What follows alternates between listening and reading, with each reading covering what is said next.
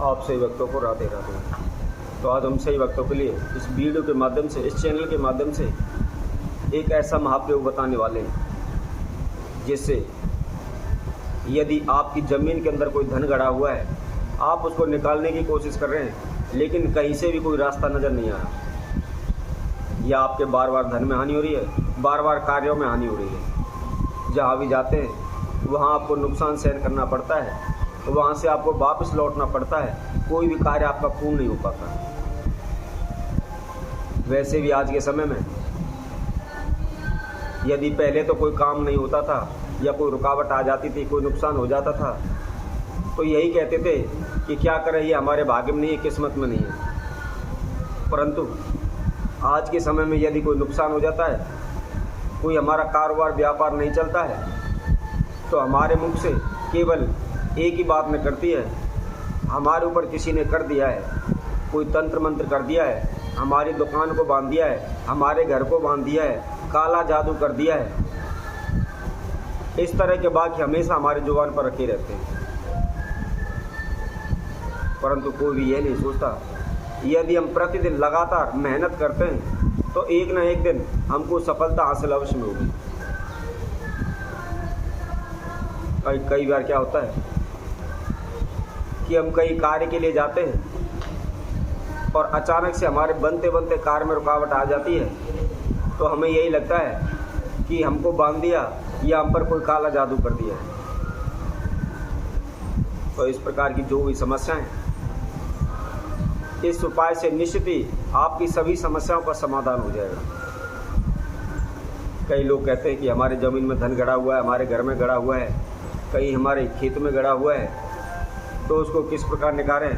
अनेकों तांत्रिकों के पास जाते हैं, भक्तों के पास जाते हैं, तंत्र मंत्र कराते हैं, पूजा पाठ कराते हैं, लेकिन फिर भी उन्हें कोई रास्ता नज़र नहीं आता। सर्वप्रथम मैं उनसे यही कहूँगा, यदि हमारे भाग्य में, हमारी किस्मत में वो धन लिखा हुआ है तो हमें निश्चित प्राप्त होगा, कोई भी उसको हमसे छीन नहीं सकता। इसके बावजूद भी हम आपको एक ऐसा महाप्रयोग बताएंगे जिससे निश्चित ही खुद धन चलकर आपके पास आ जाएगा और आपके कार्यों में या व्यापार में किसी प्रकार के कोई हानि नुकसान नहीं होगा। तो जो भी भक्तजन इस वीडियो को देख रहे हैं, आखिर तक इस वीडियो के माध्यम से आप हमारे साथ जुड़े रहें, और जो कोई भक्तजन पहली बार इस वीडियो के माध्यम से हमसे जुड़े हैं, वह सर्वप्रथम हमारे इस चैनल को सब्सक्राइब करें, लाइक करें तथा कमेंट बॉक्स में जा करके राधे राधे अवश्य लिखें। अब इस प्रयोग को किस तरीके से करना है, किस विधि अनुसार करना है, इसकी संपूर्ण जानकारी हम आपको बताते हैं। इस प्रयोग को आपको बृहस्पतिवार, थर्सडे या फ्राइडे, शुक्रवार, इन दोनों दिनों में किसी भी दिन आप इसका प्रयोग कर सकते हैं, परंतु इसके साथ ध्यान रखें, इसको शुक्ल पक्ष में करना है, कृष्ण पक्ष में नहीं करना है। और यदि आप पितृपक्ष में करते हैं, श्राद्धों में करते हैं, तो और भी सर्वोत्तम है। कहते हैं हमारे शास्त्रों में इस चीज़ का वर्णन है कि पितृपक्ष में हमारे सभी पूर्वज रोजाना दिन प्रतिदिन हमारे घर में वास करते हैं, हमारे ऊर पार चारों इर्द गिर्द रहते हैं। तो पितृपक्ष में हमारी जो भी समस्याएं, जो भी मनोकामनाएं, उसकी हम अपने पूर्वजों से, हम अपने पितरों से प्रार्थना करते हैं, तो निश्चित ही शीघ्र ही वह सफल होती है। वह हमारी प्रत्येक बात को सुनते हैं तथा जो भी हमारी मनोकामना होती है, जो भी समस्या बाधा होती हैं, उनको शीघ्र से शीघ्र दूर करने की हमेशा कोशिश करते हैं। उनका आशीर्वाद सदैव हमें प्राप्त होता है। अब आपको इस उपाय को क्या करना है, किस विधि अनुसार करना है, उसकी भी जानकारी हम आपको देते हैं। आपको एक नारियल लेना है जिसके अंदर पानी हो, पानी बहता हो, ऐसा एक नारियल लेना है, और उस नारियल को तोड़ने के बाद उसके अंदर जो गोले के अंदर कटोरी सी बन जाती है, आपको वह लेनी है। उसको लेकर के आप उसके अंदर थोड़ा सा कच्चा दूध डाल लें और थोड़े से काले तिल डाल लें, थोड़ा सा उसके अंदर गंगा जल डाल लें। गंगा जल डालने के बाद जहाँ कहीं भी बट वृक्ष हो, पीपल का वृक्ष हो, तीर्थ पर हो, मंदिर में हो, या तालाब के किनारे हो, नहर के किनारे हो, नदी के किनारे हो, ऐसी जगह पर जाकर जो आप खोपे की कटोरी में कच्चा दूध, गुलाब जल, गंगा जल, काले तिल उसमें डालकर आप जो भी लेकर गए हैं उसको ले जा करके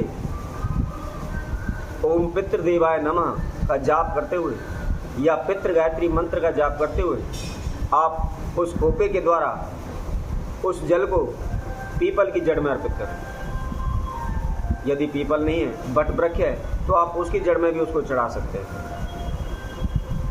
चढ़ाने के बाद उसकी 3 परिक्रमा करें और जो आपने वो खोपा लिया हुआ है जिसके द्वारा आपने जल चढ़ाया था, उसी खोपे के अंदर जहाँ भी आपने जल चढ़ाया है वहाँ से उसकी थोड़ी सी गीली मिट्टी ला करके उसमें रख करके अपने घर ले आए। घर ला करके जहाँ भी आपने तीर्थ है, जो भी मंदिर बनाया हुआ है, जो भी पूजा रूम बनाया हुआ है, या जहाँ भी आप संध्या बंदन या नित्य क्रिया करते हैं, पूजा पाठ करते हैं, उस जगह पर, उस स्थान पर उसको ला करके रखते हैं।